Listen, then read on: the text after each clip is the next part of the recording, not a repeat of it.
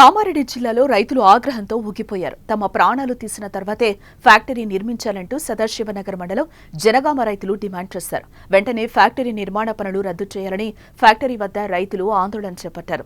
ఈ సందర్భంగా రైతులు మాట్లాడుతూ 2 సంవత్సరాల క్రితం జూట్ ఫ్యాక్టరీ పేరిట ఫుడ్ ప్రాసెసింగ్ యూనిట్ నిర్మించేందుకు బీఆర్ఎస్ ప్రభుత్వం పూనుకుంది. దీనికి అభ్యంతరం చెబుతూ నాడు ప్రతిపక్ష నాయకునిగా ఎమ్మెల్యే మదన్ మోహన్ రావు రైతులకు మద్దతుగా భూములు కోల్పోకుండా హైకోర్టు నుంచి స్టే తెచ్చారని అన్నారు. ప్రస్తుతం అదే ఎమ్మెల్యే ఫ్యాక్టరీ నిర్మాణానికి ప్రారంభోత్సవం చేశారని విమర్శించారు. జూట్ పరిశ్రమ, పప్పు ధాన్యాలు, రైస్ మిల్లులు అని చెప్పి ప్రస్తుతం ఇథనాల్ ఫ్యాక్టరీ నిర్మిస్తున్నారని ఆరోపించారు. ఇథనాల్ ఫ్యాక్టరీ నిర్మాణం వల్ల ఆ కెమికల్ మొత్తం తమ గ్రామాన్ని చుట్టుముడుతోందని, ఫలితంగా భూములు కోల్పోతామని, నీరు కలుషితం అవుతుందని, ఊరంతా కొట్టుకుపోయే పరిస్థితి ఉందని ఆవేదన వ్యక్తం చేశారు.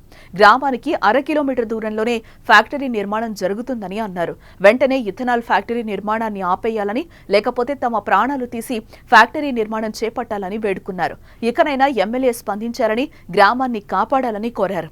ఈ కార్యక్రమంలో సుమారు 40 మంది గ్రామ రైతులు పాల్గొన్నారు.